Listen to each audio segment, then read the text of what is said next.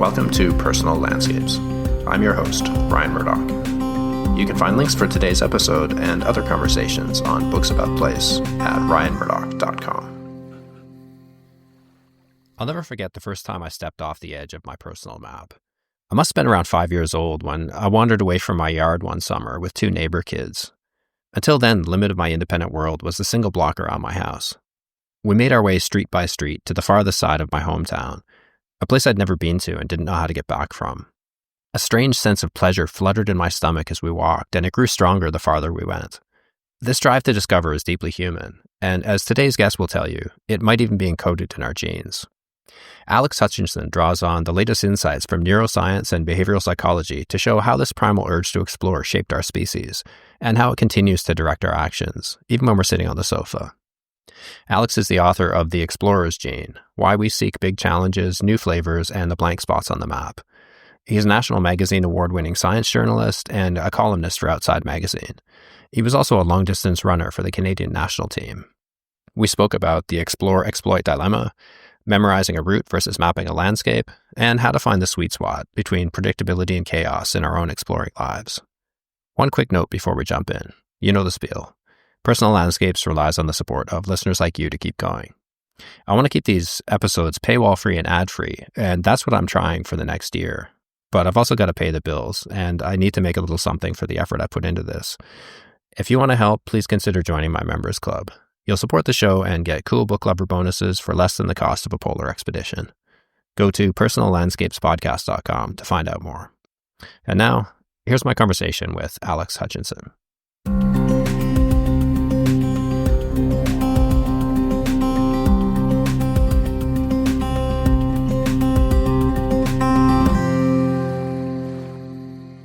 So I'd like to start by looking at two strategies or poles that we shift back and forth between throughout our lives. So what is the explore-exploit dilemma? Yeah, it's basically a fancy academic name for the situation you face every time you go to a restaurant and have to decide, do I order the hamburger, which I know is pretty good and I had last time, or do I try the special, which I have no idea? And that leads on to all sorts of consequences about, regret or happiness. Like, oh no, I ordered the special and it's terrible, and my friend has the burger and it looks great.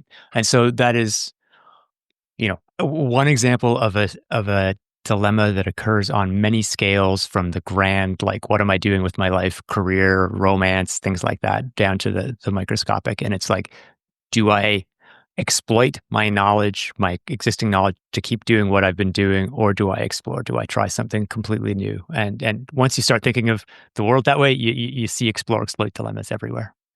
So you said our emphasis tends to change as we get older, that we explore more when we're young and exploit more when we're older. And part of this just has to do with running out of time. Yeah, like, as a person who, like every other person on the globe, is getting older, I don't necessarily like that formulation. But when you sort of start to sit down and think about the math of it, it makes sense that you should, in any interval of time, it makes sense to explore early, because then you have the most time to benefit from whatever new things you discover. Whereas towards the end of any interval of time, whether it's a lifetime or a video game or whatever, you might want to just stick with what you know works, because discovering something new is less useful, if you're going to die tomorrow. So what are the costs and benefits then of each strategy? The fundamental thing about exploring is that you don't know how by definition, you don't know how it's going to turn out. And so failure is definitely an option. And in fact, I used the ordering in a restaurant as the example, because it's an easy one to understand. But also, we have huge data sets now on how people order in restaurants, thanks to like food delivery services.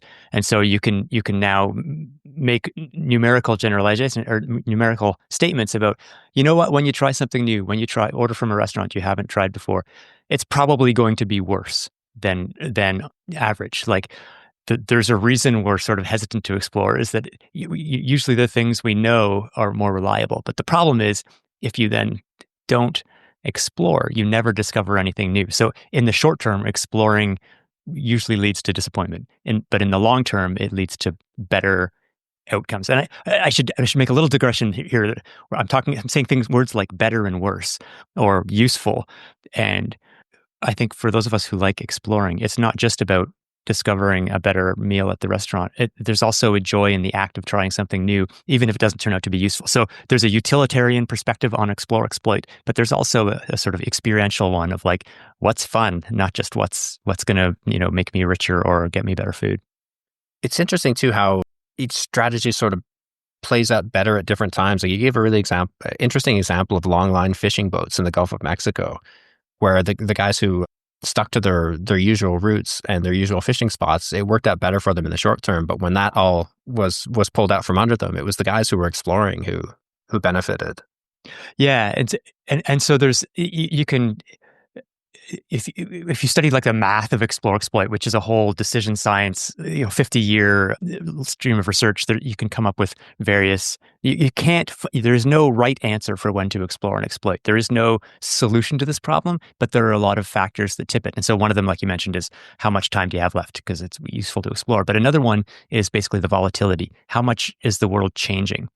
If the world is very static, or if the problem you're attacking is very, stays the same, then you don't need to explore a lot. You can figure out what the best way, like I load the dishwasher every day. Every day I have the same set of dishes and the same shape of dishwasher. It's like, I have an algorithm for loading the dishes. And my wife is very exploratory in how she loads the dishwasher. I'm like, we don't need to solve this problem. I solved this problem 3 years ago when we got the dishwasher. Like we know where the soup bowls should go. But don't tell my wife I said this. Whoever's The same problem. but the when the world or when situations are changing, then if you've been exploring even when the world wasn't changing, then you're better prepared. So the long line fishing boat you mentioned, it's like actually whether you were a very exploratory fishing boat or a very exploitatory, always going to the same place, it didn't really matter under normal circumstances. But then there was this shutdown of some of the prime fishing grounds to off the coast of Florida to protect dolphins. And then it was like, oh, the people who had been exploring, they're like, oh yeah, no problem. I've got 27 other places I can go fish. And so I think in the world today, I think that's a big topic, because it does feel like the pace of change is faster than it ever has been. It's also really interesting too that we kind of assume once we have our system down, like the dishwasher system, which I think is superior, I agree with you, that's always going to be the best method. But you talked about a London transport strike where commuters were forced to find new connections, and they realized in some cases that the new connections they found were actually better than the ones they'd been sticking to all along. Yeah, this really sticks in my mind. So this was like, it was just, I think it was a 2-day strike, and it was an optional strike so that some of the stations were open. So people could still take the underground to get to work, but some of them you'd show up and it's like, oh, this station is closed. I need to take a different route. So economists did this big analysis of tens of thousands of people's commuting patterns, because in London, it's all you tap on and off. So you can trace individual people's commuting habits. And the people who were super regular, who always every morning took the same route and every evening took the same route, after 2 days of some of them being forced to explore, 5% of them had found a new route, which then when the strike ended, they're like, oh yeah, I'm sticking to this route because it's faster, or it's more convenient, or I get a nice walk along the river, or whatever the case may be. So it's like, even in the situation where you've done something over and over and over and you feel like you've optimized it doesn't necessarily mean you found the best. Now, this is tricky, right? Because it's like, man, do I have the best way of tying my shoes? I don't know, but I don't want to get up every morning and be like, let's try, tying them backwards or around my ankles or whatever like that. You have to, at some point, you have to suffice, right? You have to say, my solution to this problem is good enough such that I don't need to optimize. But I think it's useful to recognize, to always be aware that we probably haven't perfectly optimized anything in our lives. And so for important things, it's useful to keep a little bit of exploring in. I had that same experience with a transport strike. That was really interesting to me too. OC Transpo, the Ottawa public transit provider, went on strike when I was a student. It was right before exams. So I had to walk to school, and I realized that it took maybe twice as long as the bus, which I always hated anyway.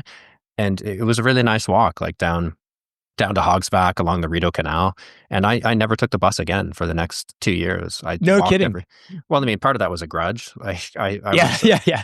I'm never going back to you. But yeah, no, all of a sudden you replace a smaller, like you realize you were optimizing for time, but it's like, oh, but if I also include in my equation like mental state and physical health and stuff, it's like, oh, spending a little bit longer is totally worthwhile if I arrive at school feeling good and healthy and stuff.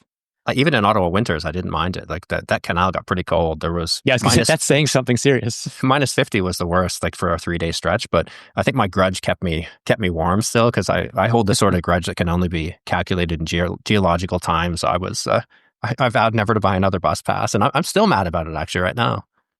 And that's like what, 30 years later, 20? Yeah, don't let him off the hook. OC transpose still earns a lot of scorn. I've heard it's bad. Yeah, I won't go there anymore. But okay, so you said that certain societies seem to value exploring more than others, and this seems to be part of the kind of the cultural toolkit of certain societies. And you mentioned the Polynesians as perhaps the best example of that. That's a remarkable story. Yeah, it's interesting, and it becomes hard to separate like culture versus contingency or environment. So to zoom out, like Polynesia, I've looked at maps before, but until I really sat down, I was like, okay, how far apart are these islands? Whoa, like what the hell? Like I knew Easter Island was remote, but these islands are so spread out. So the settlement of Polynesia, I got interested in this because it's kind of the best smoking gun we have of over historical time humans uh, having a desire to explore, as opposed to like you know, oak trees have spread across much of the world, but we don't think that acorns like are really fascinated about the horizon, and they're not explorers. But so do do humans spread just because things spread by by natural processes, or are they trying to explore? And with Polynesia, it's like you you don't get to Easter Island because it was too crowded on Tahiti, or because you weren't getting along with your in-laws or whatever. It's like you have to make a deliberate attempt. And people like this has been a subject of long-standing debate, and people have done these giant computer simulations of tidal patterns and or not tidal like current patterns and wind patterns and stuff. Could you end up on Easter Island or wherever it is, just because you were trying to go one place and you got blown off course or whatever? It's like, no, you had to be deliberately heading for the horizon and like holding course against the prevailing winds and currents to get there. So anyway, so the geography of Polynesia tells us there's something about exploring, and then that links into like when Europeans show up in Polynesia in the very early the 1600s, but more in numbers they started showing up in the 1800s. And it's like the stories are that people, it's like they're meeting the people there, and they're like, sure, I'll come on your ship. Yeah, let's where are you going? Europe? I've never heard of that. I don't know what that is, but I would like to go check that out, and I'll come with you. And there was just this sort of cliche of the seafaring Polynesian who was eager to explore the world, and that sort of cultural idea persists to this time. And I want to be very cautious about like, I don't know. I don't want to say that people are born that way. I don't know what the culture is, but there's a perception of that. And it really, when you add that to the history of how these islands were settled, it becomes really interesting to think about, how much of that is the way you're brought up, how much of that is if you live on an island where there's only 1,000 people, and if you want to go visit someone else, you have to head out into the ocean over to the next island. Does that create a desire to explore? Or, yeah, so there's cultures, but it's very difficult to tease out where is environmental factors, where is genetic factors, where is just cultural societal factors. But it really takes a certain type of mindset to be standing on the shore and looking out at the empty ocean and thinking, I'm pretty sure there's something over that way, about 30 days away, and just jump in a little canoe and head that direction. That's amazing. Yeah, I find it really hard to get my head around, and yeah, there's some of the anthropology I read about this area. There was one quote in there that was something along those lines, where it's like it's one thing to have talk about the technology or the seafaring technology or the desire or to cross, because you can do crossings where it's like you see in the distance, you know that there's something there, but it's another thing where there's nothing, and you're just gonna head out towards nothing. And it's not like something is there 30 days away. You're just like, maybe there is. Let's try it. And so, I don't know.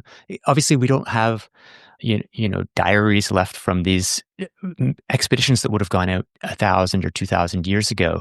Because a comparison would be I got really into the first crossing of Australia by the Burke and Wills expedition, and so this is like crossing deserts. So there's a sort of parallel between crossing an ocean and crossing a desert. In both cases, you really need to find water, fresh water, and so there were two expeditions trying to cross Australia. One of them was like they would really careful scout for the next water before they would move the camp forward. Whereas the other one, the one that succeeded, but then they crossed first, but then died of starvation. They're like, oh, let's just load up a bunch of water and go for it, and hope we get to the next water before we make it. And so, yeah, with these Polynesian islands, it's like when you're heading towards Easter Island, it's like I can't imagine that they could have brought enough water that they could have still turned back if they decided, I don't think we're going to make it. I think they had to just keep going and just hope for the best. And it's like there's Easter Island. You miss Easter Island, and it's like just a tiny dot. Then there's nothing till South America, and so yeah, who knows how many ships didn't make it? But clearly there was this demand, and so when Europeans were showing up in the 1800s, they're hearing these stories or reporting back, saying, yeah, for a chief on an island, there's nothing that brings greater prestige than he went super far away and found an island that we didn't know about. It's like this idea of exploring was culturally valued or societally valued. Yeah, it makes me think of the settlement of North America too by the ancestors of ourselves and everybody else that showed up there. I mean, there's a guy called Richard Grant. He wrote a book, Ghost Riders, where he looked at American nomadism, and he said that the Great Migration to the West and the settlement of the Appalachian frontier included a lot of different ethnic groups, but the Scotch-Irish were particularly prevalent. And he said in that book, of all the immigrant groups in America, they were undoubtedly the most footloose and the most concerned with individual freedom and independence. And in my experience, their descendants still are. So they were sort of overrepresented in the groups that kind of pushed on west as governmental control kind of solidified in the more settled areas. They kept reaching and reaching for the frontier. So there's another cultural parallel. And if you look at, like, let's say the Hudson's Bay Company, which was crucial in settling, Canada, or settling, obviously stealing, or whatever words you want to use. Again, there's a ton of people from Scotland. Like one of the stories that I got interested in was Alexander Mackenzie crossing, and he's from one of the Outer Hebrides islands of Scotland, and it's like that is where a huge fraction of Hudson's Bay people came. And again, you think about the outer islands of Scotland, it's different than coming from Edinburgh. I think that people are coming from places where you had to travel, you had to go places to see other people, and where there was room to roam, and so I think those cultures and those groups of people had an outsized influence on the settlement of places like North America. Which, I mean, not to ramble, but another one of those interesting details is the Scandinavian migration in late 1800s, early 1900s, and there's really good records, because this is a more modern migration, good records of who left and who stayed behind. And one of the details that came out in someone's PhD thesis, 4 or 5 years ago, is the Scandinavians who migrated, and there was a huge outflow of migration around the turn of the 19th century, were more likely to have unusual first names. And so first names, instead of calling them like Jens or Johann or whatever, I don't know what the unusual first names are. They're calling them less usual first names. So this is a sign that in these families, there's a sort of less conformist streak. And so these are the people who ended up in Minnesota or wherever. And so they end up in North America, and North America is a more individualistic society. Meanwhile, back in Scandinavia, they built the strongest, like, social democratic states in the world, probably. And maybe this is all speculative, but it's like, because all the individualists went to North America back in the 1900s, and they left people who were more collective. And that's, that's not a value judgment either way, but it's maybe a reflection of differences. Yeah, that's fascinating to explain how we ended up that way and why the difference between Europe and North America is so interesting. So did those cultures simply inherit more of the so-called explorers gene? Like, what is this DRD4, and what role might it have played in all this? Yeah, it's a bit of not dangerous, but it's it's a slippery slope to talk about genetics and when I call so there's I'm getting ahead of myself here, but there's a gene related to a dopamine receptor called DRD4, which has been linked with propensity to explore. The original research on this was done in the late 1990s, and then it sort of stops. And when I called up scientists who had done the research and some of them who'd followed up, and it's just like nobody wants to fund this stuff because it is a little bit of kind of a hot potato. Because but anyway, the genetic determinism idea. The idea that different cultures are behave differently because of genes, and that cultural evolution is happening on a short time scale. It's really not. I mean, for reasons that are understandable, it's a little bit because it's very easy to misinterpret this kind of research. But to explain, there could be, it can be misinterpreted and misused, that sort of thing. But I think that it's essential that we understand these things about ourselves, even if it's something we don't necessarily want to look at, because the more information we gather about ourselves, the more we can come to understand, and the more we can solve some of these puzzles about human existence. So yeah, I mean, on that note, I think if you don't do good science on these questions, then the field gets dominated by bad science, and so you want to do the good science to understand it properly. Yeah, exactly. But to answer your question, there's a gene that affects dopamine reception, and it more or less has a relationship with how strongly you react to prediction error when something is different or better than you expect. How much of a jolt does that give you? And so these days, people with that gene are more likely to be diagnosed with ADHD, for example. But it appeared about 50,000 years ago, and that the variant that's sort of more exploratory, and that's around the time that humans really started to spread across the globe. And from sort of Africa and the Near East, that's when populations really started to move very rapidly after hundreds of thousands of years of sort of piddling around, into Europe, back to Africa.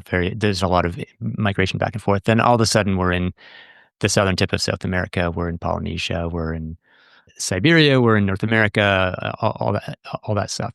And so, the original big study in 1999, what the insight was is they went around and tested the prevalence of this explorer's gene in populations around the world. And what they found is basically the farther a group had migrated from Africa or from the sort of heart of civilization, the greater their proportion of that population that would have the explorer's version of the gene. So if you go down to South America, the southern tip of South America, you've got populations with 80% of the people have this sort of explorer's gene.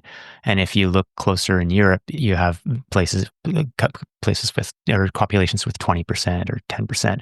And there's a sort of linear relationship. So it does seem like, that doesn't mean that the gene made people explore. It might be that the gene helped people handle changing circumstances. So everyone explored, and then the people who were able to handle it in the new place had the exploration. So there's a lot of interpretation that remains, but it does kind of support this idea that actually we all have, independent of the variation, we all have a DRD4 receptor. We all respond to prediction error. And I think the real message isn't that some people are explorers and others aren't, but that we all have this sort of wiring that disposes us to want to know what's over the horizon.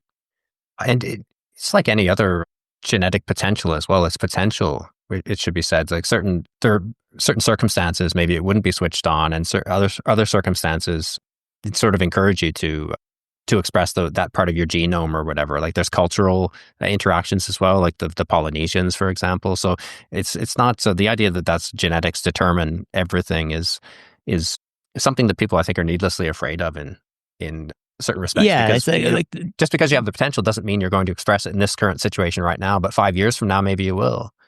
Yeah, and one of the scientists I spoke to, I was sort of pushing him on this. So it's like humans explore because we have, what makes us different is this gene, and it's like, at this point we've got the boats and the Gore-Tex. That's why we're exploring, and chimpanzees aren't. It's like there's a lot of contextual stuff that matters too, but it's useful to understand that we have different.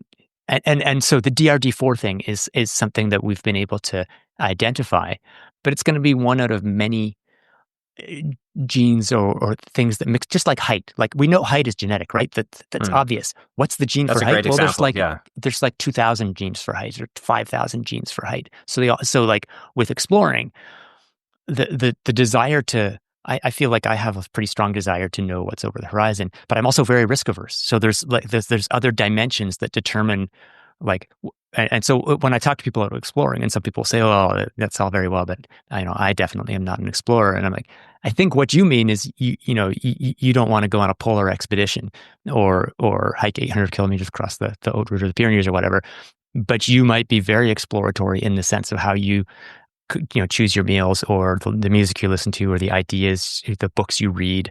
So we sometimes conflate exploration with epic expeditions. And when we're talking about the DRD4 gene, we're talking about something that's very general. It's about the desire to kind of learn new things that's separate from the desire to go on polar expeditions. Yeah, I want to dig into that a bit more, that dopamine rewards mechanism. You say that we're not drawn to a specific endpoint, the total elimination of uncertainty, but to an ongoing process, the feeling of reducing uncertainty. And you call this an uncertainty bonus.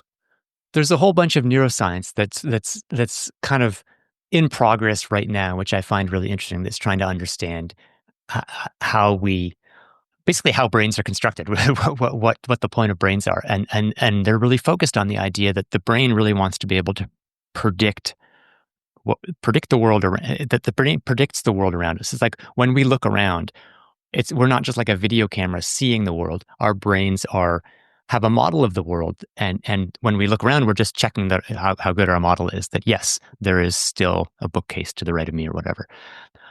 And so, exploring is a way of finding out about the world, learning about the world in order to make ourselves to help us survive. And so, in order to learn the most about the world, we're drawn to uncertainty, but not just gratuitously. It's not that we like being confused or scared. We like learning things. We like knowing more about how the world works. The reason we want to know what's over the next horizon is to understand how it works. And so we're wired to find it pleasurable to be reducing uncertainty. And so that means there's a sweet spot that we don't want to just be completely confused about the world. We don't want to be dropped naked into the Amazonian jungle and trying to survive, with two sticks. That's not fun even for an explorer. We don't want everything to be predictable either. We want this middle feeling where things are are uncertain and unclear. We're learning things, but we have the ability to start finding patterns and making sense of things. And you can see that even in like 8-month-old babies. If you show them like sequences of shapes and you track their attention with their how soon they look away, like their gaze. If it's a totally unpredictable random sequence of shapes, they get bored and look away. If it's a totally predictable repeating sequence of shapes, they get bored and look away. But if it's in that sweet spot where there's a pattern, but it takes attention to pick it out, then they're riveted and they're trying to figure out the pattern. And I think that's a sort of good metaphor for what we seek when we're going on adventures. Is we want something that's not just totally chaotic and confusing, but that where we have to work hard to try and understand what's going on, that where we're being pushed and we're able to find patterns and reduce uncertainty. That's really interesting too, because understanding that allows you to, so you can apply that to coaching or things like this, to teaching others. I was obsessed with martial arts for about 20 years when I was younger, and I coached a lot of people in that. And gradually over time, like the way I learned, they just throw you into the deep end, and few people did very well at that. Those of us survived from stubbornness, but I realized that we have to, in coaching a student to learn how to throw or something, or to be able to evade all these strikes coming at them, you want to find that sweet spot and create experiences for them so that you're limiting other factors to allow them to just master that one particular skill. And once they get good at that, then you add on another layer of complexity or a bit more chaos and a bit more, and you could program that really systematically, and they would learn so quickly compared to the way people did it when I was trained. It's exactly the same thing you're talking about. Yeah, and so another way of thinking about that is like, let's say you're trying to teach someone math, or like, do you want to give them a set of problems such that they only get 1 out of 100 right? No, that's not going to be, they're not going to learn a lot from that. But if you give them a set of problems where they get 100 out of 100 right, so you need to find a sweet spot. And there's people do like, so for machine learning, there was a paper by one of the scientists I spoke to who studies explore exploit behavior in humans. He also had the sideline doing machine learning and saying, if you want to train a machine to learn, what you need to give it problems that it can solve like 80% of the time. And so that's not a magic number. That's not generalizable. But the point is, when you're trying to acquire information, some of it needs to be beyond you so that you're being pushed, and some of it needs to be something you can handle so you can practice the skills you're learning. But there's a sweet spot in the middle, and I think that's intuitively what we're looking for whether you're learning a martial art, whether you're, planning your vacation, is this feeling not that everything is beyond you, but not that everything is predictable. You want that feel that intermediate sense where so then you can progress and okay, now I've learned this, now I'm ready for something a little more complicated. I also find it interesting that you get a shot of dopamine not because something's good, but because something's better than expected. Yeah, yeah, and this is again, it's like I think about so okay. It's easy to understand that I think in the context of drugs, right? Like and I say this purely from theoretical knowledge, not practical knowledge. But you take a drug, you get this great feeling, and it's like, wow, this is better than I expected. I need to do this again. But if you do the same thing 10 times in a row, then it's like, oh, now the feeling I'm getting from this drug is exactly what I expected. And so not on a conscious level, but on an unconscious level, it's like, this is no longer exciting to me. I need, because it's exactly what I expected. And it turns out what I was enjoying was not the feeling of the drug itself. I was enjoying that the feeling was better than I expected. And so now I need to take a bigger dose or find a different drug or something like that. So, I think about that a lot in terms of like planning vacations. Uh, and I'll go on an amazing canoe trip or something. I don't have any desire to go on that trip again the next year, and it may be the greatest canoe trip ever. There may be no better rapids to go through and no better scenery, but it's like, okay, but I've done that, so if I do that again, I'll just be doing the same thing, and I'll have lost. It's not that the scenery is any less exciting, it's that I already expect it. And I also think about that a lot in the context of planning vacations. It's like, now there's so many travel blogs, and you can go on a very remote route, and you can see 20 people's detailed photos, and it's like, oh, that's great. Now I know I need to bring crampons for this route or whatever. But it's like, also you lose the feeling of coming around a corner and seeing something you didn't expect. You come around a corner, it's like, oh, there's that photo that I saw on Bob's blog or whatever. So I struggle with that, trying to preserve those feelings of something better than you expected, not just something that's good on some absolute scale of this is an 8 out of 10 view. Yeah, that's really true. The reading too much about it or over planning can it's like you already did the trip in your head, and why go there? I had an experience like that too about better than expected. I was living in Malta at the time, and I decided to go to the 3 Baltic countries up there in the corner of the map, Lithuania, Latvia, and Estonia, just because they were there on the corner of the map and I knew nothing about it. Like, They I were had some calling to time. you. Why not? Why not just go see what's there? They were so much more interesting than I expected. And I ended up writing a big feature about it for Outpost magazine in Canada. And I look back on that as one of my best European trips, I think, in all the years I've lived here, just because it exceeded my expectations so much. Right. It's hard to go to Paris or Rome or Barcelona and have it be better than you expected, because it's the people have written, so many, so much praise about how we know we were born knowing that, Rome is like the center of the universe. You go there, it's great. It's like, yeah, it looks just like the 80,000 pictures that I've seen of it, except that it's more crowded and people are trying to sell me stuff. So yeah, there's there's something to be said for the off the beaten track.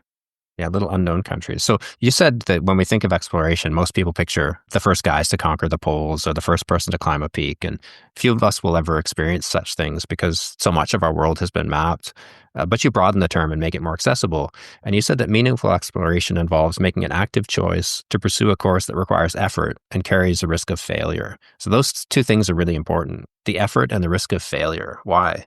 Yeah, I mean, that's my claim. That's my claim. I think that's right. That's my Yeah. experience. Look, I would love to be the first person to, you know, climb a mountain if it could be made not too dangerous and not so hard. And so maybe a little bit of this is just coping, and that I'm not a 16 a fur trader in the 1600s discovering new things, because there aren't new things to discover. But no, I think fundamentally, going back to something we said at the beginning of the conversation, or something we were discussing, this idea of like, okay, why do we explore? It can be because you get good things out of it, you discover good things, or because it's satisfying and meaningful and makes you feel good. And so if you're talking about exploring from the sense of like, am I going to get rich because I discovered a gold mine? It's like, well, you need to be the first person there. Being, feeling like it's new to you is not real. You can't say, well, this is new to me, so therefore this gold mine belongs to me. For me in the modern world, really what I'm going for when I'm trying to be exploratory in a lot of cases is the sense of meaning, of feeling that my life is, I'm doing things that yeah. I mean, meaning is a bit of a hackneyed word, but that feel like they have purpose, that they're worthwhile, that I'm spending my time well on the planet. And so for those things, that's where I think it's less about, has anybody else been here before, and more about, was there a challenge here? Am I doing something where the conclusion wasn't obvious right from the start? And was it difficult? Was I called upon to use my abilities and my faculties? So I was thinking about, Brian, we were talking before we pressed record, that you just did the Haute Route in the Pyrenees, which is a epic traverse of the Pyrenees. There's two other routes you could take, right? The GR10, Mhm.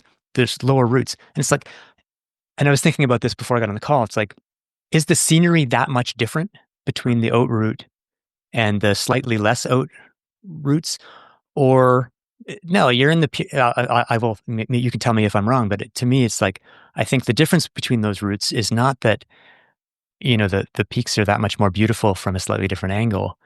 It's that you had to struggle that much harder because there aren't the path isn't well marked. There are fewer huts that you'll pass. So you have to be more self-sufficient. And so it's finding that the challenge that for you is unclear.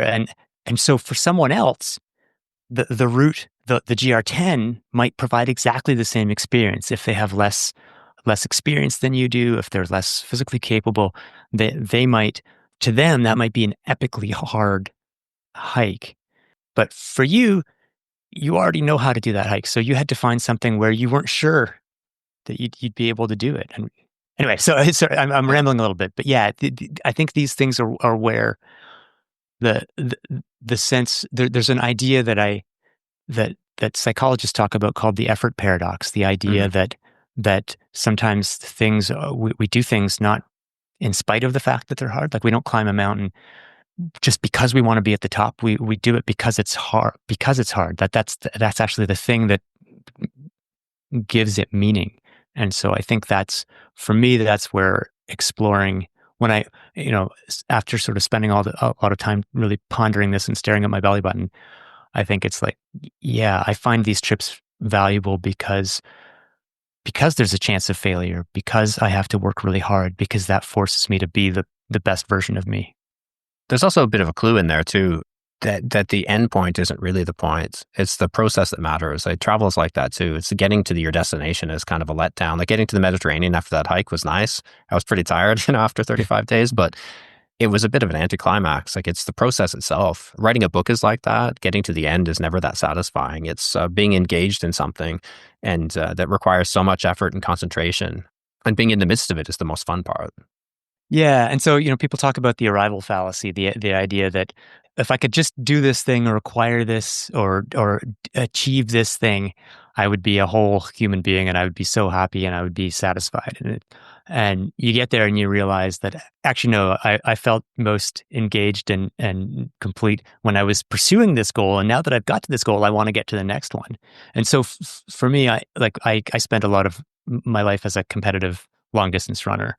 And to me, that was the greatest kind of lesson I took from that experience, because it's very cut and dried. Like, the goals in running are not sort of amorphous, vague things. It's like, I want to run this time or beat this person or qualify for this team. And so over the course of the many years that I've competed, I've I've failed to achieve a lot of goals, but I've achieved goals that I really had just absolutely my dreams. Like I competed for the national team for Canada. So making a national team was something I had dreamed of for, 10 years, that I thought that would, if I could put on the maple leaf, then I will be happy. And it was like, when it first happened, I was so, so, so happy for, half an hour. And then I was like, okay, I made the team. Now, how am I going to do at the championship? What, imagine if I could do this or that. And so it just, after a while, it becomes so obvious, like, yeah, achieving a goal just gives birth to the next one. And so I can't keep doing this for the reason that my motivation can't be to achieve the goal. Otherwise, it's pointless, because I now realize, in a very in a clearly illustrated way, that it's just not that satisfying. And so, the fact that it's the journey, not the destination, is probably one of the most cliched phrases in the world. Uh, but it's so important, and it's something that you have to kind of experience for yourself. And when you feel it viscerally, and you're like, oh, that's what everyone has been saying to me. I know I've heard this. People have told me that it's the journey, not the destination, a million times. I finally get it. And then you get it, and then you forget it. And the next goal you set, you imagine that you're going to be happy when you get there. But it's just, that's what exploring really is. Uh, it, or no, I was going to say that's what exploring is about, but no, it's possible to misunderstand exploring. It's possible to think that if I could only discover the Northwest Passage, or whatever equivalent in your personal journey it is, that would be the thing. But I think what you see when you look at historical explorers is they make it to the South Pole, and they're like, okay, or like Edmund Hillary, he climbs Mount Everest. He could coast on that for the rest of life. No, I need new expeditions. And he comes up with these expeditions which are increasingly like ludicrous. He's going to like snowmobile to the South Pole. He's going to go back to the Himalayas and look for the abominable snowman and stuff. It's like he doesn't care about finding the abominable snowman. He just wants to be on a great mission again. The feeling that he's working towards something great. And I think that's totally understandable. And I think a worthwhile thing to do is to try and come up with something that seems worthwhile, so that you can be pursuing it. Yeah, that's one of the things I found most interesting about your book, that you explained this, to realize that we're wired for that, to enjoy the process, and that's that enjoyment of the process is what pushes us out there, and what keeps us going and keeps us learning is fascinating. If the neuroscientists are right about this sort of new perspective on neuroscience, this predictive processing, it's often called, then yeah, that's fundamentally what brains are for. They're for pushing us to keep trying to learn about the world and about ourselves. I want to come back to this question of why we explore less as we age. And you say in the book that we start out with a hyper-network brain featuring an overabundance of connections between neurons. And as our brains mature, we learn which patterns of brain activity are most useful, and those connections kind of get trimmed back to the point where by the time we reach maturity, we have about half as many synaptic connections between neurons. And the architecture of our brains kind of guides our thoughts along a progressively smaller network of more well-traveled paths. We sort of get into the same grooves over and over, and our brains kind of morph to allow more and more of that. But this also suggests that if we keep using it, if we keep our options open and keep exploring, that we won't lose it. Is that right? Yeah, I think so. I mean, look, that's one of the most depressing thoughts that I had to put in the book. But like, I talked to all these scientists about like the nature of exploration, and one of the things that I was, as a guy, frankly, in the sort of mid to later midlife, sort of wrestling with these questions of like, okay, I'm not a young kid anymore. Can I keep just sort of bouncing around doing whatever seems fun, or do I need to, narrow my scope? And so I was asking all these scientists, like, do as people age, do we need to really push to keep exploring more? Like, do we need to resist that, even though there's a mathematical argument that you should explore less as you get older? Do we need to fight against that? Do we overdo it? Do people get too less exploratory? And I think that's true. I think we should resist exploring. But I was like, tell me what I want to hear, scientists. and they were more hesitant than I expected. And one of them, and a few of them explained really nicely. There was a guy named Charlie Wu who's in Tübingen, I think. who the way he explained it, it's like when you move to a new city, and he's an academic, so he's moved to like 8 different cities over the course of 20 years or whatever. You move to a new city, everything's new to you. And so you're like, yeah, let's go try it. What's this restaurant like? What do they serve in these bakeries or whatever? But after a while, if you've been in the city for a long time, you understand the rhythms of life there. You kind of know what's what. And so let's say a new coffee shop opens up on your street. You can look at it and you say, "Oh, that's another one of those hipster coffee shops. I know exactly what's in there. I know what they'll be serving. I know who the people are going to be." And so if you've already explored a bunch of those and you know that you don't particularly like those, it's hard to force yourself to say, okay, I need to explore and pretend I don't know what's going to be inside this particular hipster coffee shop. And so uh, with as we get older, as we move through life, we learn a lot about the world. We've tried things, and so I you know I can't re-explore different genres of music that I've already explored. I can't re-explore them with a completely blank slate. I can force myself to say, Alex, maybe opera wasn't your thing 20 years ago, but maybe it is now. Sure, that's possible, but it's harder. You can't pretend that the world is as unfamiliar and full of possibility as it was when you didn't know anything about the world. Now, as you say, I think I think it is possible to discover that you like opera after all. But I think also the world is so big that it's possible to keep exploring and finding things that are genuinely new to you. And I think doing so, it is valuable in that second sense that I was talking about, in the sense of continuing to feel fulfilled and like you have purpose, even if like when you're 17 and you discover new music, it's like, oh yeah, I discovered this music. This is going to help make me cool, and I'm going to meet, and then I'm going to be able to meet my future romantic partner or whatever, or it's going to or I'm going to become a rock star or whatever. Just now, I turned 50 this year. It's like if I discover a new type of music, it's not going to like change the trajectory of my life, but it might be fun and interesting. And so I think that there's this sort of reframing of what is the point of exploring at this stage in my life. It may well, like I'm a journalist, discovering new ideas, new places, new things is fantastic to allow me to write about interesting new ideas. But it's also like stripping aside all the utilitarian aspect. To me, that is really still what fires me up and makes it exciting to get out of bed in the morning. Yeah, I can relate to that. And I think there is hope for guys like us. Like I'm 53 now, and I'm still curious about the world. Paul Theroux is a great example. He's a writer best known for his travel books. He's 84 now, and he's the most curious person I know. He's incredibly curious about everything. Like when I was doing this Pyrenees hike, every time I would get down to a town and resupply with food, I'd check my messages, and there'd be questions from him about what kind of tent do you have, and send me a picture of your footwear. Like, where are you finding water? Send me some landmarks so I can follow your route. Like he was really peppering me with very specific questions the entire time. And that is fantastic. I mean, he's 84 and he's doing a book on Canada now. So just this past summer, he drove up from Cape Cod and all the way out to the West Coast and back again, just seeing what's there and kind of going further and further into this country, neighboring country that he really knew very little about. And so he's still out there. And when you think about it, like how would you like to spend your early 80s?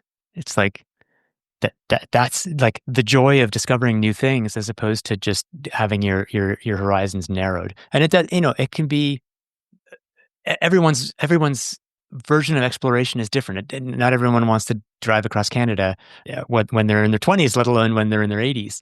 It's a big country, but to still be excited and interested in finding new things, I think is valuable. And maybe one little like research tidbit I should drop in here is when scientists study like exploratory tendencies in people across the lifespan, they find in general people get less exploratory, and it's not sort of crazy or anything like that. But there's a subset of people, and in one study, it was about 20% of older people just became like totally non-exploratory, even when they like the circumstances were like, you should definitely pick the exploring option here. They just don't want to explore at all.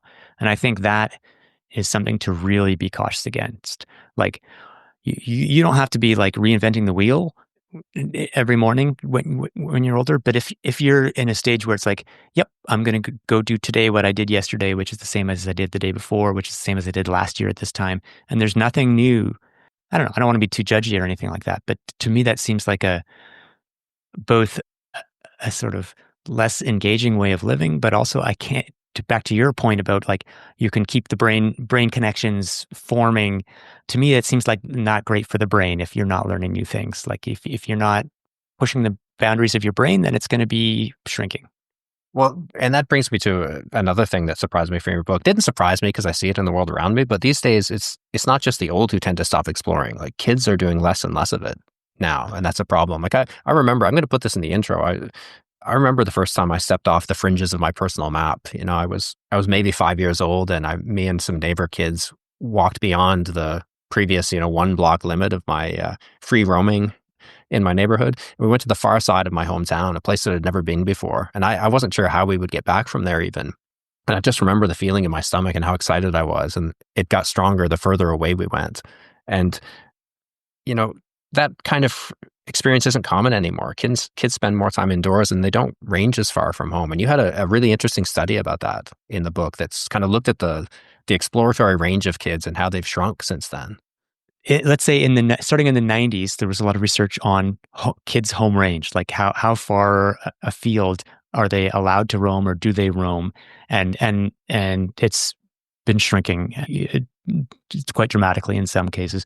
And now I would say that over the last 10 years, the worry has shifted to be, it's not just like the physical home range. It's like, how do what are the intellectual paths that kids follow? And now they're all being guided by algorithm. Their music is being chosen by algorithm. There's a sort of parallel track to this. But I mean, even the physical home range is super interesting to me, partially because, I mentioned this to you before we started recording. I'm living in the house that I grew up in. And so I have strong memories like you of the first time I walked home from school on my own because my brother was supposed to meet me and he was like 1 minute late. So I was like, screw this, I'm getting out of here. And I can still, I was probably 6, 7 years old and I can still picture like the image in my head of like, okay, getting to this intersection of like, I know it's one of these directions, I'll go this way. And, the feeling of exploring. And I have kids, my kids are 9 and 11. And so I've been watching them move through this parallel process of growing up in a very different context. And of course, I'm trying to like create for them the opportunities to explore and free range, but it's different because it's like, why don't you go out and play in the street like I did when I was a kid? Well, nobody's out there. Like there are no other kids playing. Why would they want to go out and play? Why do they want to explore if nobody else is out there? But yeah, I mean, I'll just finish by saying that there was details from one study that were really telling, which was this 4 generations of a single family in Sheffield, England, where it was like when the kids were, I think it was 6 years old. It might have been 8. So 6 or 8. It was how far were you allowed to roam from home? And the great grandfather in like 1919 was allowed to go 6 miles to the nearest fishing hole, and they were too poor to have like tram fare, so he was like walking 6 miles because there was a place where he could go fishing. Then the grandfather was allowed to go, I think, a mile from home by himself. It was 6 years old. At 6 years old, and there was a forest there, so he could go play in the forest by himself a mile from home at 6. And then the mother was allowed to go half a mile from home because that's where the local swimming pool was. She could go on her own to the swimming pool half a mile away. And then the current generation of kid was allowed to go 300 yards to the end of his street. But he didn't do that much because, like, as I was saying, like he would go out and there's nobody else there anyway. So it's like he could go out, but why bother? And so he was getting driven to his piano lessons and driven to his swimming lessons. And this is a pattern that I think every person of our age recognizes and sees going on. But I think, again, as concerning as that is, and I find it super concerning, I'm even more concerned in 2025 with the sort of parallel process of intellectual range of exploration being curtailed by the constellation of social media and screens and maybe now AI, that it's like, yeah, no, you don't need to think about what's interesting to you. We will spoon feed you what you should read or look at or listen to or watch next. I want to come to that too in a second. I wanted to ask you about one other thing. But first, actually, your mention of walking home from school when your brother stiffed you, that just totally reminded me of, I tried hitchhiking to school in second grade. Oh my God. Because I was walking by myself to school by, grade one, maybe with a neighbor kid, and it's like 3 blocks, and I'm from a 4,000 person town. But I must have seen people hitchhiking on the side of the road. So I thought, fuck it, I don't feel like walking today. And I just stuck my thumb out on the roadside for the 2 block ride. Nobody picked me up, but somebody did call my parents. Oh my God. I That's think so that's the first funny. time I got the belt, like the proper spanking. I don't And regret it though. at that moment, you could more or less write your future career. It's like, we know where this guy's headed. Yeah, this kid's going, he's going to be a travel writer. But yeah, so from your book too, you say it's not just kids who aren't exploring either. You cited a 2019 study by Jean Twenge and Hee-Jun Park that found American teenagers are taking longer to grow up than the teenagers of our generation. Like they're hitting certain milestones much later than we did. Things like working for pay, driving, going out with other parents, having sex, dating, drinking. Like these are all things that we just couldn't wait to do. And we usually did them much earlier than we were supposed to. So what is changing there? Yeah, it's interesting. So let me give two perspectives on that. One, I'll give the sympathetic perspective, which is that, kids have a long, okay, so the idea is, okay, kids these days are taking longer to launch, that they're having a longer childhood. It's like, well, humans have always had a very long childhood. That's actually the distinguishing feature of humanity compared to, apes or compared to other species. We have a super long childhood. And so Alison Gopnik is a developmental psychologist at Berkeley. Her explanation of this is like, it's actually a solution to the explore exploit dilemma.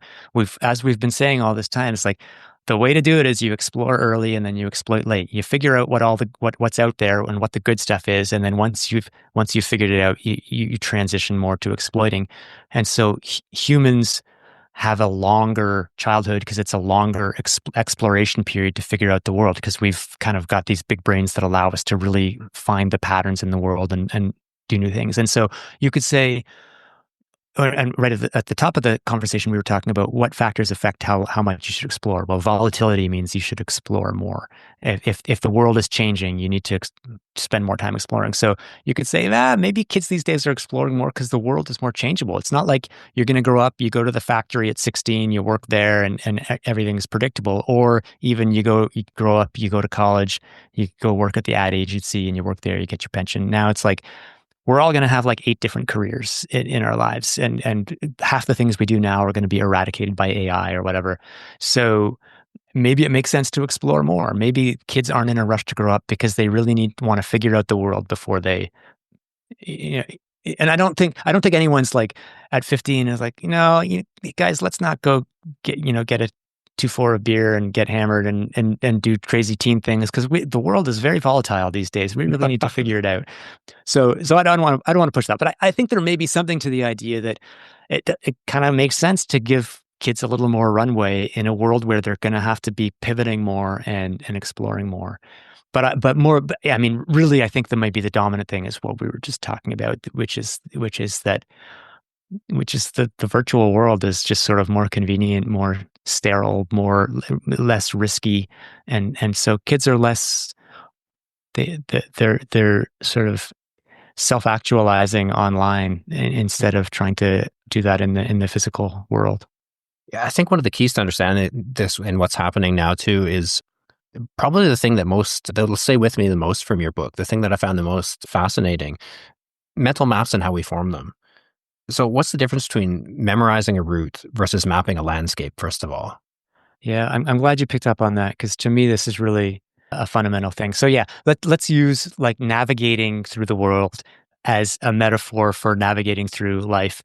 If you want to get from point A to point B, you can either picture in your head the map of, let's say you're in the city, you want to get to the library or whatever. You can say, okay, I'm here at this crossroads. The map or the library is over there. So it's, this many blocks north, this many blocks west, but there's a river there. So I need to cross. I can't just go diagonally. I need to cross the river, then get up there. So you have a sense of where you need to go. You plot out the best route, and then you go there. And then if you halfway along the route, you get there and it's like, oh, there's construction here. I can't go this route. It's like, okay, I need to just continue along, go a few more blocks. I need to backtrack, go west, and then go north. It's okay. You can still figure out how to get there, even if one particular route it has to be changed. The other alternative is, and that's cognitive mapping. You've formed in your hippocampus a literal map of the world based on your prior experience. So you know where everything is on that map. The alternative is you just have a bunch of directions. Someone tells you to get to the library, go 6 blocks north, 3 blocks west, then turn right at the gas station. And so you memorize those 3 things. Now, if you screw up, if you miss your turn, or if there's construction, it's like, oh, now what do I do? You don't know how to get there because all you had was a stimulus response set of directions. And that uses a totally different part of your brain called the caudate nucleus. So 2 things to say. One is that in the world today, with GPS in our pockets and in our cars, we are all doing stimulus response navigation virtually all the time. And so we're shifting away from cognitive mapping, which is cognitive mapping is more effortful. It takes a little more time. It's more versatile. It's more, you learn about the world. But if you just want to be fast and efficient, just having someone tell you go 3 blocks north, 4 blocks left, turn right at the gas station, that's easier. Or having your GPS say, turn right in 50 meters. That's easier to do. So we start to default to that because it's easier. Caudate nucleus for stimulus response mapping, hippocampus for cognitive mapping. The hippocampus is a really important part of the brain for a lot of things. It's where memory is stored. And so there's all these studies which are not smoking guns, but suggestive that having a good, big, healthy hippocampus is linked to lower risk of a whole bunch of brain conditions like Alzheimer's, like PTSD, like depression.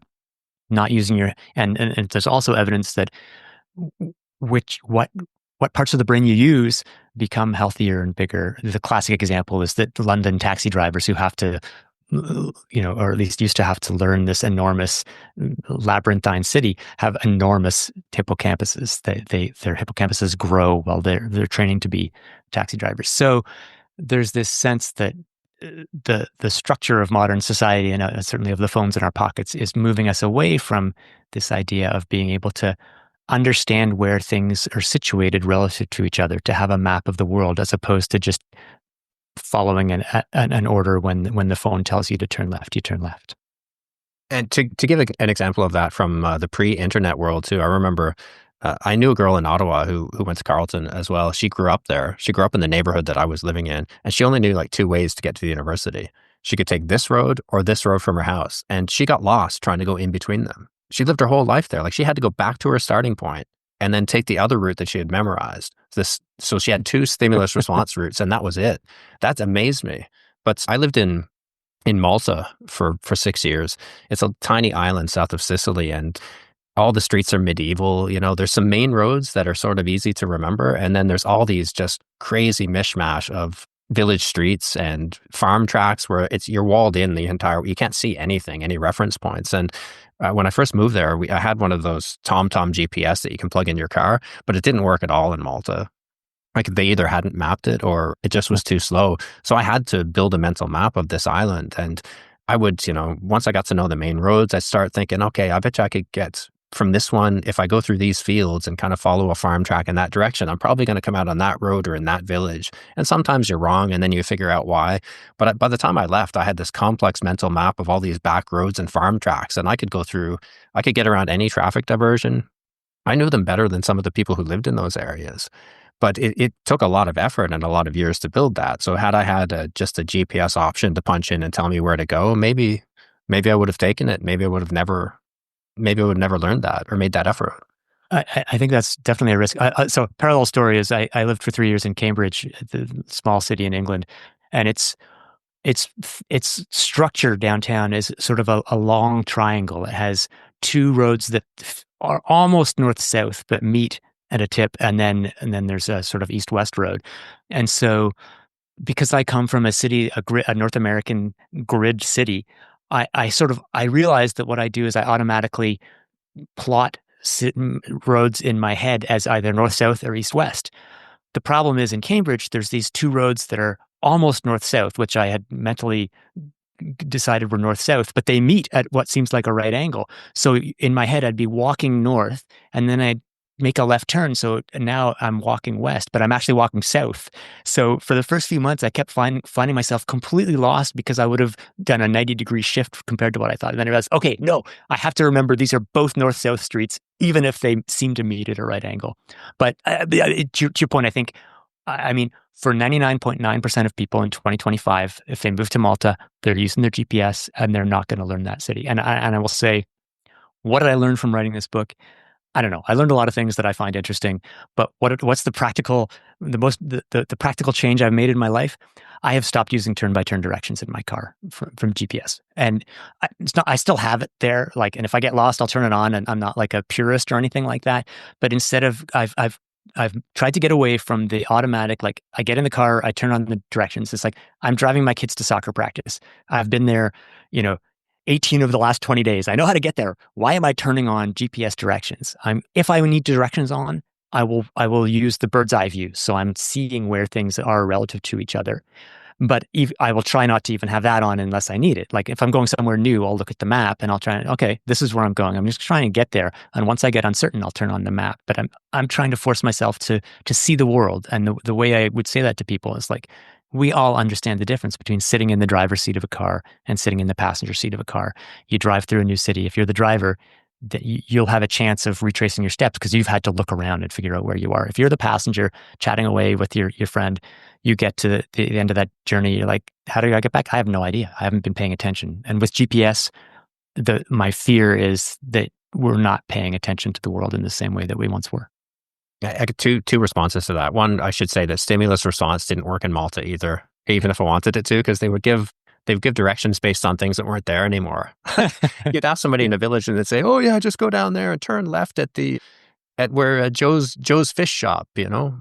But Joe's fish shop hasn't been there in 40 years, but everybody knows that was where Joe's fish shop was. So like, unless you're a local, and I started getting to know some of that actually after a while too, when people would give me these obscure directions to shops that didn't exist. That was pretty funny. But yeah, so you made the distinction between driving and being a passenger. You said that car drivers in the city can draw more detailed and accurate maps than people who travel as passengers on buses and taxis. And this reminds me of a book called The World Beyond Your Head by Matthew Crawford. He points out that how we perceive the world is tied to locomotion. Like we don't just passively see sensory inputs that our brain decodes into images. We have to move through a scene and see it from different perspectives. And like if you just pick up a baby and move it around something, this doesn't compute and doesn't wire in. Like we have to, self-motion is necessary. So we're not passive receivers. We actually have to act in the world and accumulate those experiences. So that's really fascinating. Yeah, that's a fantastic book, and I actually hadn't connected that to this topic. But you're right, because there's some studies that look at the difference between passive and active exploration. And so I was thinking of this in the context of like, what is the difference between, leading an expedition up Mount Everest, between hiring someone to take you up Mount Everest, and between watching a National Geographic documentary about climbing Mount Everest. And it's like, what is the goal of exploration? Well, it's to learn about the world. Well, if you want to learn about the world, the National Geographic documentary is probably your best bet. It's going to teach you a whole bunch about Everest instead of just focused on like, am I going to step off this crevasse? And so, but there's something more to it than that. And it's not a value judgment because National Geographic documents are great. It's a different experience when you're making the decision, when you're deciding, do we go this way or that way? And to your point, there's been studies where they, both with animals and with some of which are a little gruesome, and with humans in MRIs, where it's like you expose people or animals to the same set of information, and it's either, so for example, I think with the human one, it's like you're looking through a slot and you can choose where to pan to see the details of this scene. And then someone else is like seeing what you see. So they're seeing all the same information, but they're not choosing where to focus their attention or where to direct their eyes. And it's just a totally different part of the brain. And you don't learn about the world in the same way if you're not the one who's deciding what to look at. And so I think a lot about like traveling in places with guides and it's not that guides are bad. It's just that it's a different. I think sometimes when I've traveled places, I have seen less of those places than I would have if I'd had a knowledgeable guide telling me what I should be looking at. But I've gained from being the one making the decision about where to go, and as a result having to really see elements of this trail or city or whatever the case may be, because I'm deciding if I want to go up that hill or down that valley, or if I want to go into this restaurant. I'm having to really look, as opposed to just being told, you know what, the really good restaurant is there, so we're going to take you there, and you're going there. Don't even think about it. We're just going to take you there. One of the other really fascinating things too from all that research that you presented was between stimulus response and mental mapping is that we find that we also map ideas and people this way. I mean, and this is a sort of an emerging. This was I would say for in the early 2000s, this was a big topic of debate. Is the hippocampus just for mapping the world, or do we map ideas there too? And I think that debate, maybe in the last 5 to 10 years, is finally being settled in favor of no. We definitely map ideas, and it's like one of the examples from one of the studies is they used brain imaging to try and figure out, like, how do we think about our social networks? And in one sense, we can map people in a two-dimensional space in our hippocampus based on like how close we are to them, like whether we talk to them a lot or not, and how powerful they are. And so there's this, some people are like close to us and powerful, some people are close to us but not powerful. And it's more complicated than that, but in various ways we map our social networks, but also ideas, how close they are to each other, and you end up with these really fascinating parallels of like you're plotting the shortcut between two ideas, and in the same way that you're finding a route from here to the library, and finding new routes between distant ideas is where a lot of innovation happens. Yeah, and you could see what a great insight that gives us into why we make these mental leaps between two completely different information and two completely different spheres of knowledge, and dabbling in one, reading about the other. Suddenly, this connection fires across them. You just don't get that when you're plotting bit by bit within the known field. The next little bit, the next little expanding bit. the adjacent possible is a phrase that gets used a lot in terms of like how you discover new music in Spotify or something. It's like, you listen to a new tune, or you listen to a tune you like, and you're like, well, what else I could listen to something else by this artist, or something else that's stylistically similar. So you listen to that, and then that expands. You listen to something similar to that, and it's like a gradually spreading ink stain. But if you look at huge big data analyses of scientific papers or patents, and like what are the ones that altered the trajectory of fields, and it's like they're far more likely to cite, like for scientific papers, say, to cite two papers from journals that have never been cited before together in the same paper. And it's like, if you're bringing together knowledge that hasn't been crashed together, that's where the most innovative and disruptive new ideas come from, rather than just saying, well, we're here at n, we'll go to n+1, and then we'll go to n+2 and n+3. So you said that thinking in this way with cognitive mapping develops our hippocampus and causes that to grow, whereas stimulus response develops the caudate nucleus, and one kind of expands at the expense of the other, or they don't seem to both enlarge. One is growing, the other's not. And that brings me back to these damn kids these days, and the who don't go outside and have adventures like we did. You say that because our society is increasingly geared towards passive stimulus response, and in large part because of our devices, this is also changing our brains. Their hippocampus is not developing, and you can see the implications that this has, not just for going out and having fun and exploring the world, but for ideas and creativity. Are we setting ourselves up for, or currently facing, a creativity crisis because of this? I fear so. I'm very conscious of not wanting to be the sort of, every generation is like, we're all going to die because, no one knows how to use a papyrus scroll anymore. And we can say we're old, so we can say all this stuff. Yeah. I'm entering my crotchety years. So, but in all seriousness, I am conscious of the fact that that kids these days is something that every generation says, and that when people started writing novels and reading novels, the sages of the time were like, this is a disaster. They're people are in this made up world, and they're sitting staring at these pieces of paper. And now, not even now, like a century later, people are like, we need kids reading novels more. Like, wouldn't it be great if kids would read novels? So I'm conscious of the fact that that pronouncements about how we're all, our brains are going to rot are don't tend to age well. I would say I find it particularly like there's just the sprouts of early research on AI and using it to inform to write essays, for example. And the results of some of these studies are exactly what you might expect or you might fear, which is that independent of the quality of the essay you produce, if you have, so they'll have people in these studies write an essay with nothing, just like here's a pen and paper, or write an essay using AI to help, research, or write an essay with AI helping you like draft and research. And you come back a month later, and the more they used AI to create this product, the less they actually remember. So the less of it was actually onboarded into their brain. They didn't learn from it. And so to me, that seems concerning. And to me, it seems very similar. You can make an analogy to the sort of the labor-saving devices of the physical world that, look, it's great to have a riding lawnmower or a washing machine or whatever the case may be.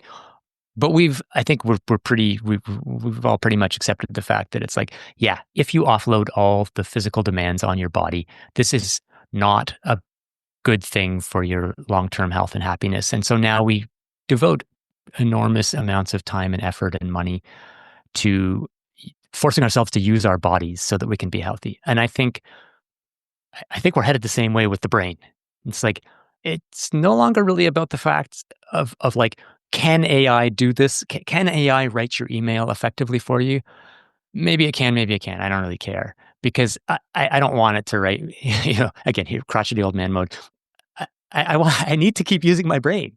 And I think of course, there are going to be ways where you can say, I use modern technology, I use the AI or whatever other technology we're talking about to enhance my capability.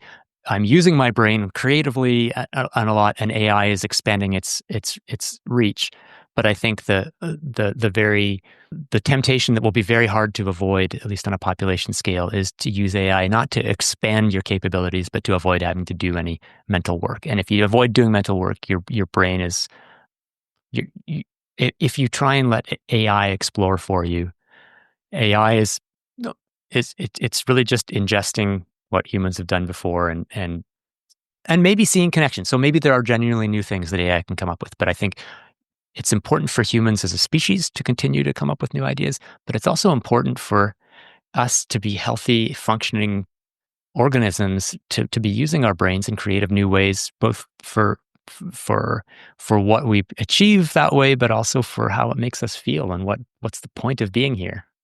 There's also a passivity to all this that goes beyond the passivity of just following a GPS blindly into the river or whatever, rather than creating cognitive mental maps. But Kyle Chayka wrote about this in his book, Filter World, how the algorithm serves up just passive choices to you, and how sites like Netflix and these other streaming services are geared to just offer you certain choices rather than letting you explore and they actually make it harder to search for films that you want to search for.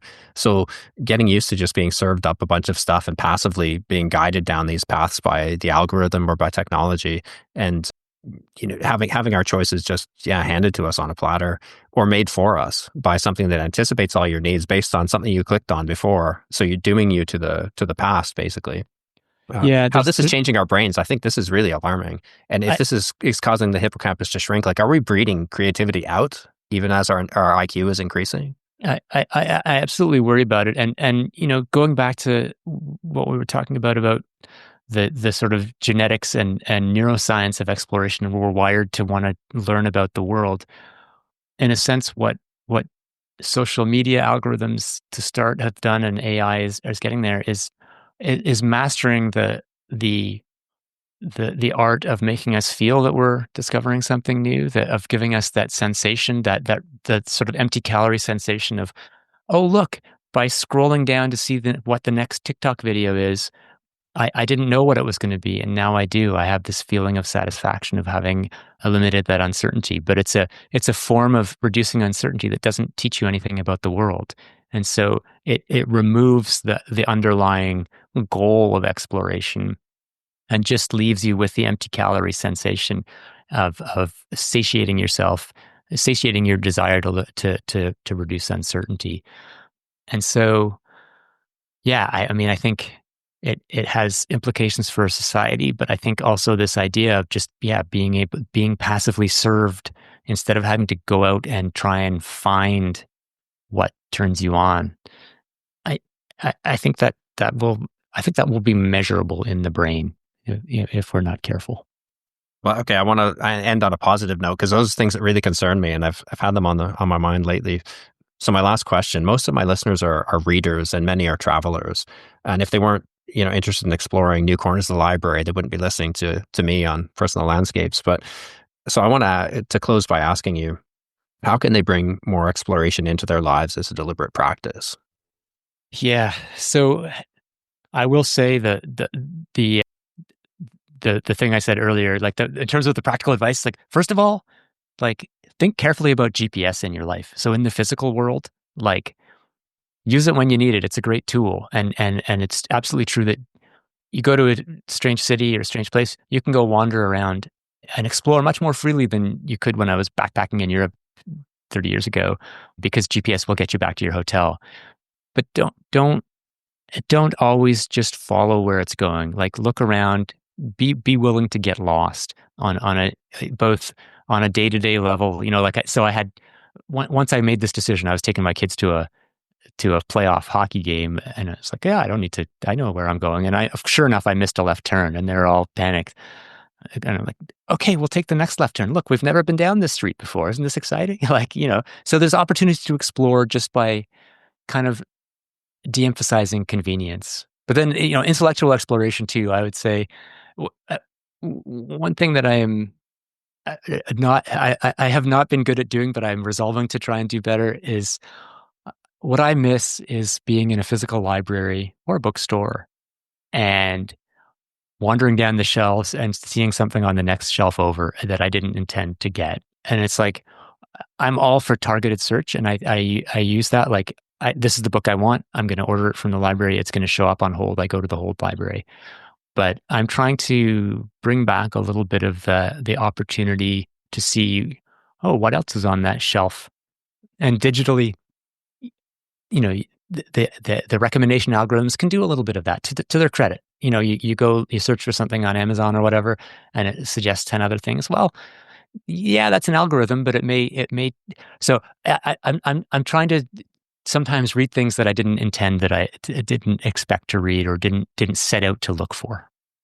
That's great. So thank you for your time today, Alex. Your book gave me a clear explanation for the innate drive I've always felt and ideas for motivating younger people to have real physical adventures of their own. Well, thanks, Ryan. It's really fun to talk to someone who's thought about these questions so deeply for such a long time. So I appreciate the conversation. Thanks for listening to this episode of Personal Landscapes. If you like the podcast, please give it a rating on iTunes and subscribe through your favorite app. You can find links to today's podcast and more conversations on Books About Place at ryanmurdoch.com. You'll also find a donate button if you'd like to contribute to the costs of the show. All donations are greatly appreciated.